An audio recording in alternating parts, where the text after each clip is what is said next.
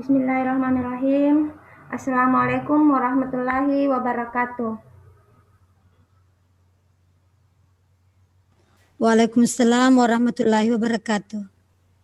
Baiklah, Ibu-ibu, sebelum kita memulai kegiatan kita pada malam hari ini, mungkin ada yang bisa memimpin doa dulu supaya apa yang kita laksanakan pada hari ini bisa berjalan dengan lancar.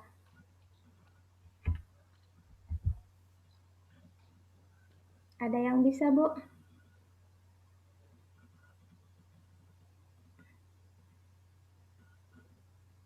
Ada yang bisa memimpin doa supaya apa yang kita laksanakan pada hari ini bisa berjalan dengan lancar. Iya, bisa, Bu. Oh iya, Ibu An. Iya, boleh.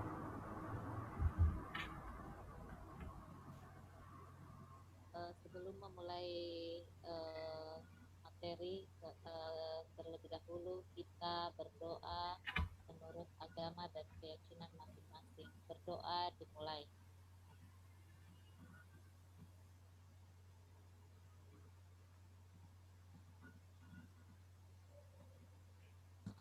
Selesai. Ya, terima kasih kepada Ibu Andriani. Baiklah, izin berbagi layar.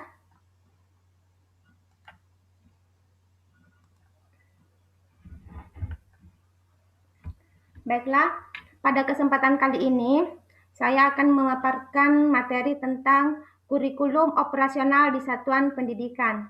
Sebelum kita lanjut, perkenalkan nama saya Arwini Rahayu dari UPTD SPF SD 5 Matiropole, Kabupaten Sopeng, Sulawesi Selatan.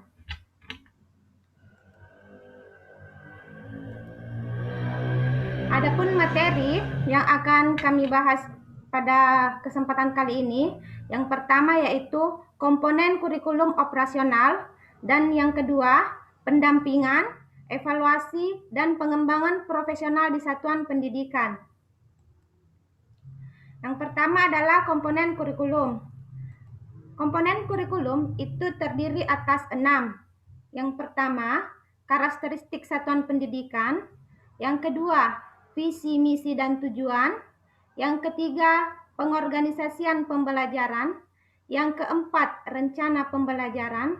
Yang kelima, pendampingan, evaluasi, dan pengembangan operasional. Dan yang keenam adalah lampiran. Untuk karakteristik satuan pendidikan, yang pertama yaitu karakteristik sekolah itu yang menggambarkan keunikan sekolah dalam hal peserta didik, sosial budaya, guru dan tenaga kependidikan. Kemudian visi dan misi, misi dan tujuan. Visi itu menggambarkan bagaimana peserta didik menjadi subjek dalam tujuan jangka panjang sekolah dan nilai-nilai yang dituju. Sedangkan misi menjawab bagaimana sekolah bisa mencapai visinya. Nilai yang penting untuk dipegang selama menjalankan misi. Kemudian tujuan di sini yaitu menggambarkan patok-patok atau milestone penting dan selaras dengan misi dan dampaknya pada peserta didik. Selanjutnya, pengorganisasian pembelajaran. Intrakurikuler itu berisi muatan pelajaran dan muatan tambahan lain jika ada. Kalau di sekolah kami, muatan tambahan lainnya itu adalah muatan bahasa daerah Bugis. Kemudian, proyek penguatan profil Pancasila dan ekstrakurikuler. Selanjutnya, rencana pembelajaran. Rencana pembelajaran untuk ruang lingkup sekolah menggambarkan rencana pembelajaran selama 1 tahun ajaran. Selanjutnya, pendampingan, evaluasi, dan pengembangan profesional. Kerangka bentuk pendampingan, evaluasi, dan pengembangan profesional yang dilakukan untuk peningkatan kualitas pembelajaran secara berkesinambungan di satuan pendidikan. Pelaksanaan ini dilakukan oleh para pemimpin satuan pendidikan secara internal dan bertahap sesuai dengan kemampuan satuan pendidikan. Kemudian lampiran. Lampiran itu berisi tentang contoh-contoh rencana pembelajaran ruang lingkup kelas, mulai dari kelas 1 sampai dengan kelas 6, baik mapel agama maupun mapel PJOK. Kemudian contoh penguatan profil pelajar Pancasila, di sini penjabaran pilihan tema dan isu spesifik yang menjadi proyek pada tahun ajaran tersebut.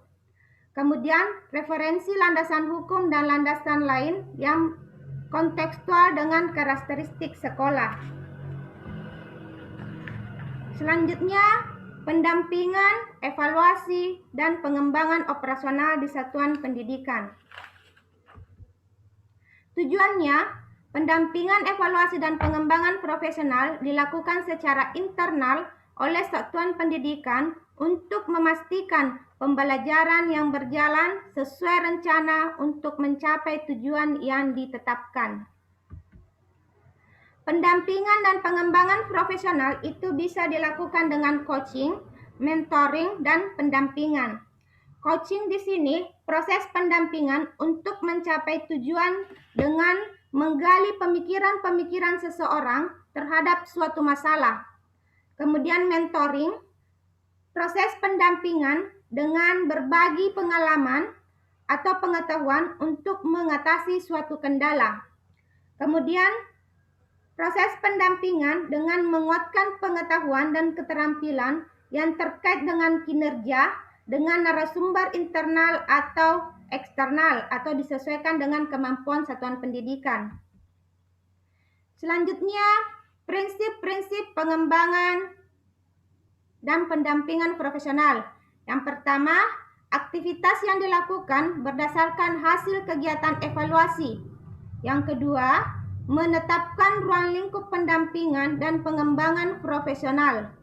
Yang ketiga, dilakukan secara terencana dan strategis untuk mencapai suatu tujuan dalam jangka waktu tertentu dan orang yang tepat. Sebuah proses kolaboratif dalam satuan pendidikan antara orang yang melakukan pendampingan dan guru. Prinsip-prinsip evaluasi dan pembelajaran.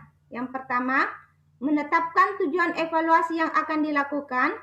Yang kedua, menetapkan data atau informasi yang ingin didapatkan dalam kegiatan peninjauan. Yang ketiga, menentukan bentuk asesmen yang akan dilakukan untuk mendapatkan data atau informasi yang diinginkan. Yang keempat, merancang aktivitas evaluasi yang bersifat reflektif dan dapat dijadikan pengembangan bagi guru dan pelaksana program. Yang kelima, menggunakan alat penilaian pencapaian yang jelas dan terukur. Evaluasi kurikulum operasional.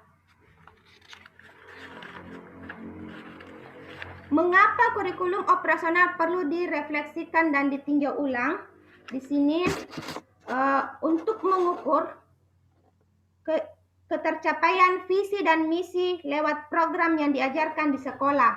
Kemudian juga bisa dijadikan sebagai evaluasi, merupakan sarana pemberian umpan balik pada kompetensi mengajar guru yang selaras dengan tujuan dan kebutuhan belajar peserta didik serta kebutuhan dunia kerja. Kemudian, apa yang perlu ditinjau pada evaluasi kurikulum operasional? Yang pertama yaitu alur pembelajaran dan tujuan pembelajaran. Yang kedua, kompetensi utuh yang memuat pengetahuan, keterampilan, sikap yang akan dituju. Dan yang ketiga, sumber materi ajar, perlengkapan visual maupun auditorial, kesesuaian dengan tahapan perkembangan anak. Kemudian, bagaimana cara melakukan evaluasi kurikulum operasional? Caranya bisa dilakukan dengan kolaboratif, yaitu melibatkan seluruh stakeholder sekolah, atau bisa reflektif, melihat kembali pencapaian dan kekurangan dari berbagai aspek, jujur dan berdasarkan bukti. Kemudian bisa berdasarkan data, membuat kesimpulan berdasarkan fakta yang ditelaah secara seksama. Kemudian berpusat pada peserta didik, mengedepankan kepentingan peserta didik dalam mengambil kesimpulan maupun keputusan. Selanjutnya fokus pada perbaikan dan pengembangan. Kemudian siapa yang terlibat dalam evaluasi kurikulum operasional di satuan pendidikan? Jadi yang terlibat di sini adalah guru, kepala sekolah, peserta didik, orang tua maupun DUDI atau dunia industri. Selanjutnya ini adalah siklus pendampingan, evaluasi dan pengembangan profesional.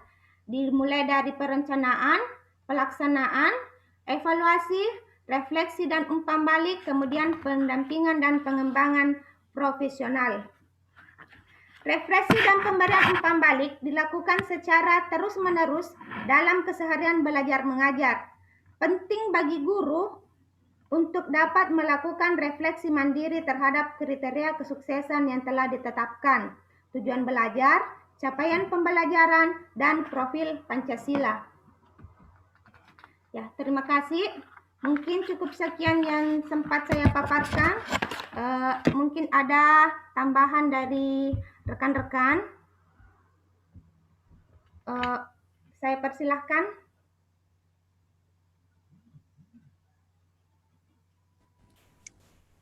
Ibu Tahirawati, Ibu bisa bicara sebentar? Ya, silahkan Ibu. Ya. Terima kasih. Saya kira tidak ada tambahan untuk materi yang Ibu berikan tadi.